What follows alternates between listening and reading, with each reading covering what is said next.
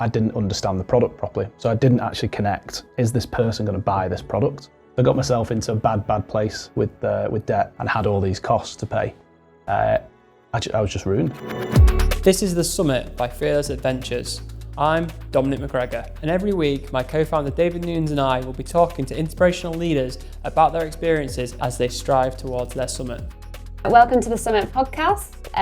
This is a video podcast series where we talk to incredible individuals who have been on amazing journeys, both personally and professionally. And today we've got Danny Buck joining us. Thank you very much for having me. Can't wait to dive straight into your story, what's kind of driven you to where you are now and kind of what the future holds. I kind of break it down to 3 key events. So I go back to the very first event, which kind of classes my upbringing. So I was brought up middle class. There's no like rags to riches story or anything like that. My mum worked for HSBC Bank for 30 years. My dad worked for Kellogg's 30 years. We got what we asked for at Christmas, PlayStations, things like that.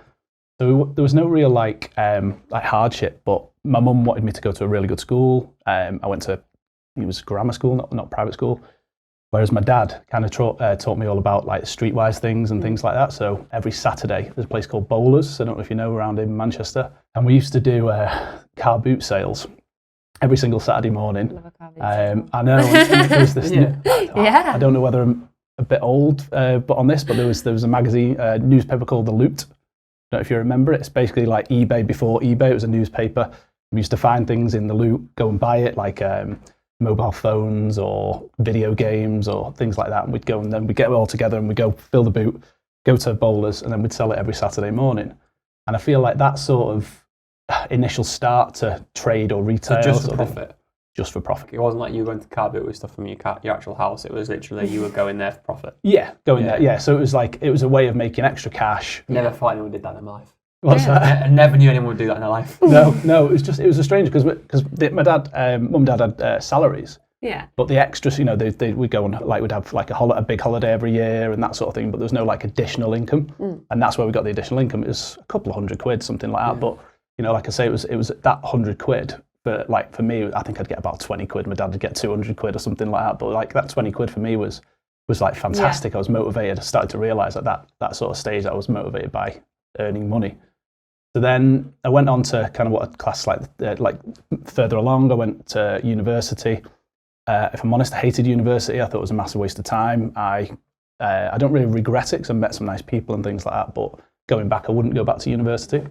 But whilst I was there, I don't know if I should say this on camera, but I sold fake wallets on eBay. Fake wallets, yeah. I made it clear it was a fake certain brand wallet, and instead of it being 150 quid, I was selling for 40 quid. And then we got into this stage. And this was kind of like my first taste of e-commerce. And we got to a stage where I was paying my housemates. You took the car boots online? Yeah, exactly. That's a lot of progression, in my career, 20 years old. And so I was paying my housemates to do it. So I was selling them, and then they were taking them to the post office, and then I was paying them £1 a unit. And then I think one Christmas, we made about £6,000 on these fake wallets. So everyone was in like good places in third year.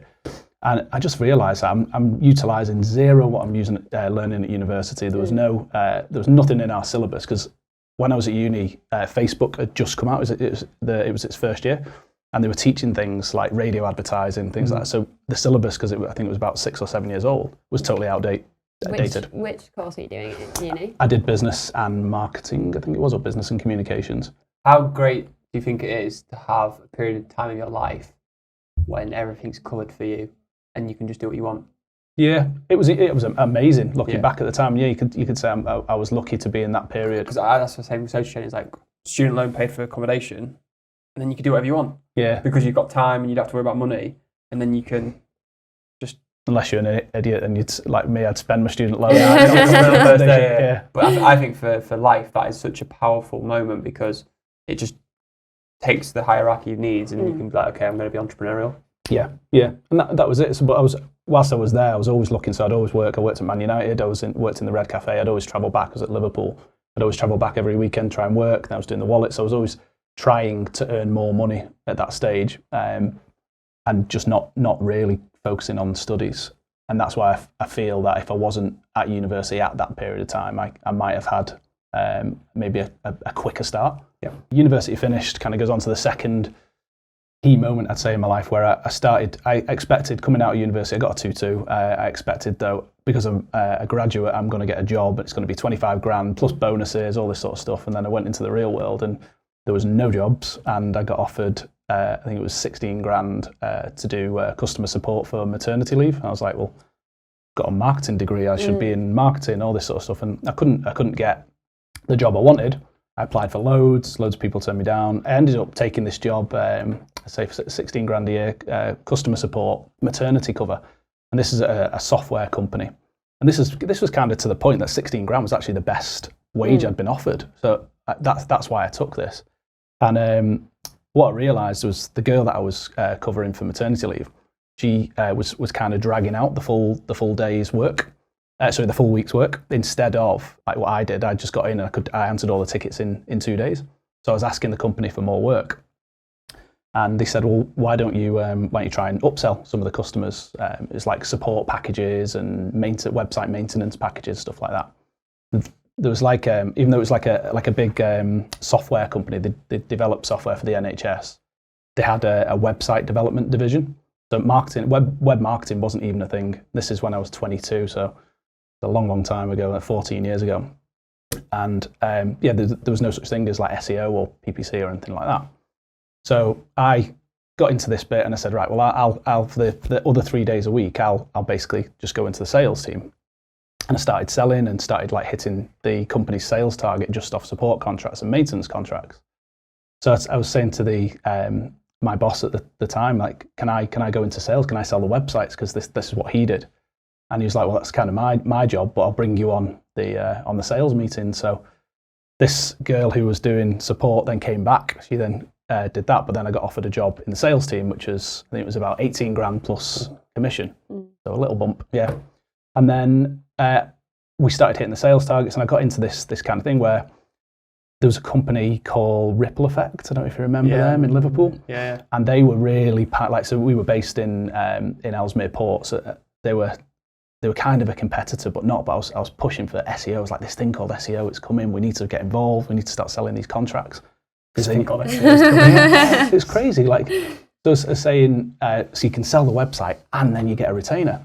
And I said, let's. I think I basically built this business plan out to the managing director of the whole software company, and said, I want to do SEO and paid search, and this is going to be the future of marketing. I think this is going to be the take off. And he basically said, I'm not opening the document. It was quite a big document. It was like, I think we needed to hire like a couple of staff, but within no time, like I'd worked out like the staff cost and the revenue I think we'd get. When I presented that document and they said no, in something which I thought was a great opportunity, I think I was 21, just going 22.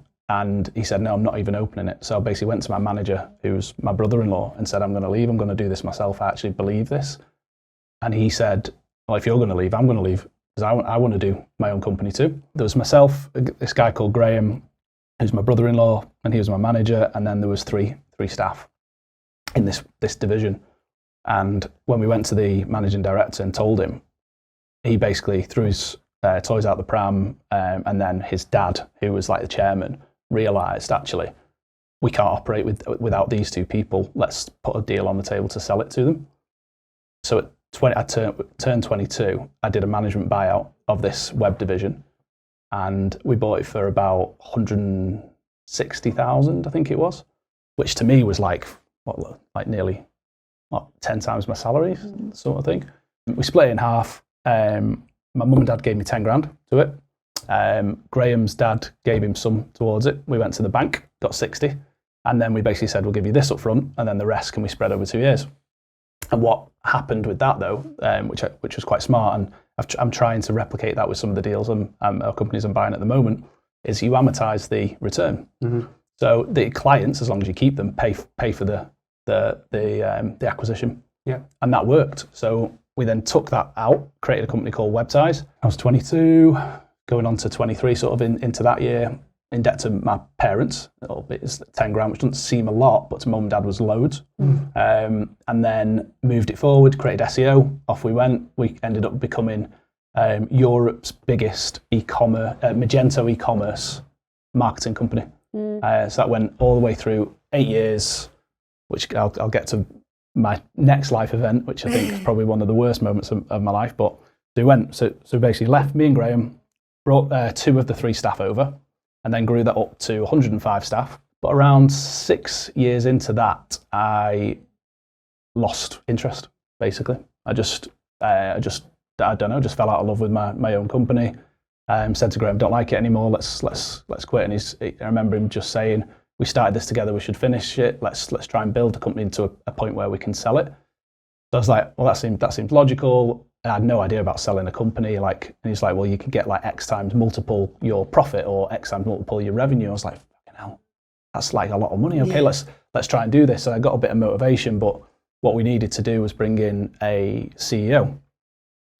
So we brought in a CEO, and it really, really like reignited the business again. It was like I was motivated. This guy had come in, he was fresh, he was brilliant, and he was kind of interesting, and like his processes. He'd built a big business before for sale.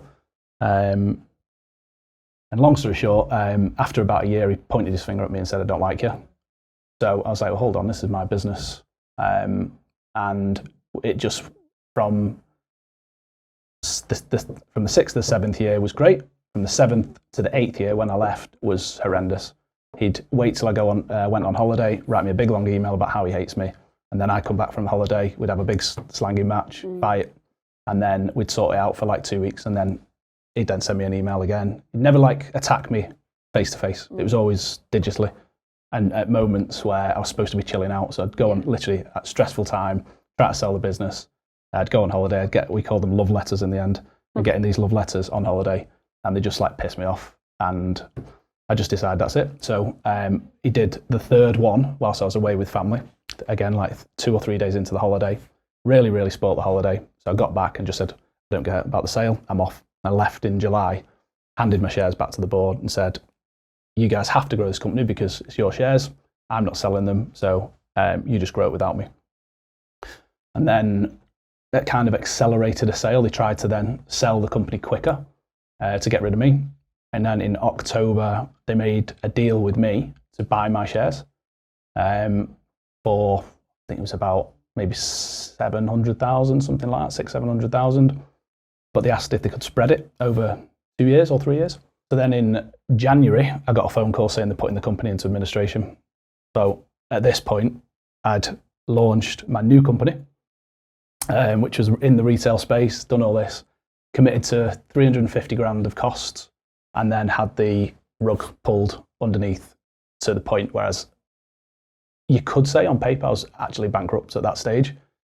But the way I managed cash and stuff like that and got some loans, I kind of went into the new phase from there.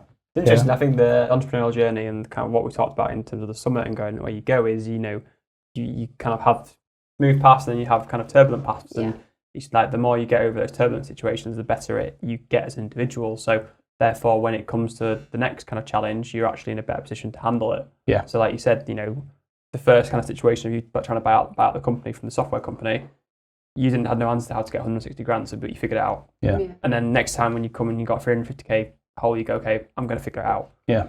So that kind of attitude builds over time. So it's really, really impressive. And you're on to brand builder? Yeah, from the moment I left in July, I then started planning this new venture, which was, it was actually Circulr first, which is a watch brand. So I had a lot of clients. I did all the digital strategy for a lot of the fast fashion brands in Manchester, and I saw like influencer marketing taking off.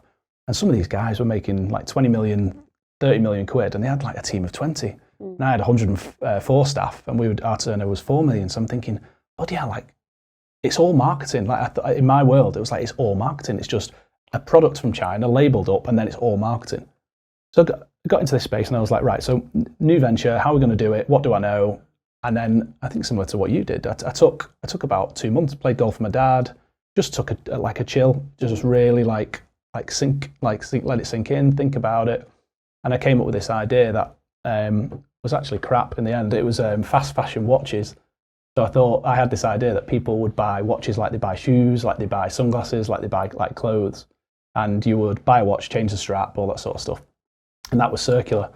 So that was my first venture. We did a Kickstarter actually in November, got fully backed, then launched it officially in January, which, as you know, is the worst time to launch a retail business. So we launched. What you didn't know at the time. No, exactly. Yeah. Zero experience. I honestly thought, get something from China, label it up, make a nice brand, get a load of influencers to promote it, do a bit of digital marketing. You've got a £20 million business dead easy. But what I failed to do, and it's probably my worst trait, is I didn't understand the product properly. So I didn't actually connect, is this person going to buy this product? And what I found with the psychology of buying a watch, people either buy a watch for status or for function. They don't buy it really for fashion unless it's like a status side to it. So I had all these watches, bought 350 grand's worth, committed to 20 grand a month of marketing with influencers, which is a bad move. It's probably one of the worst mistakes I made. Signing up influencers for 12 months without them doing a post. Then they do the first post, they're utter crap, you've got to pay them for 12 months. I got myself into a bad place with debt, but I assumed because I was selling my shares, I'd have the cash flow to do it. So then when that happened in January and had all these costs to pay, I was just ruined. So what happened was, I mean, this is going to sound a bit opulent, but in October or November, it was my mum's 60th birthday in March. So we paid upfront and booked Mexico there. So then when it came to this point in March where we were going to Mexico, me and Amy went to Mexico. So even though we were in this bad financial position, we were going to Mexico. It sounds stupid, but it was already paid for. But on that holiday, we really had just great moment as we've been married now for nearly 18 years, but we had just a great couple moment. And I remember we said, right, what are we good at? So I decided I was going to go back into consultancy. And this is where Brand Builder came from. So I was going to do Brand Builder plans. I was basically going to do people digital strategies and sell them for 250 quid a go. We worked out our costs. I had a Jaguar F-Type costing me £1,000 a month, which was back from the web ties days, which I committed to. If I handed it back, it would have cost me 14,000. So I couldn't give it back. So in this place, I had to find the money to pay for it, or just basically declare bankruptcy. We had a mortgage. We had about 80 grand in the house. I think that was always our we've got something in the house. We bought a house whilst the businesses were doing quite well, and that was always something we'd say, if it all goes to shit, at least we've got that 80 grand. That was kind of our absolute backup fund. So we worked out, I think our costs, as well as that being able to live and repay the debts, were about 5,000 a month. That's what we service.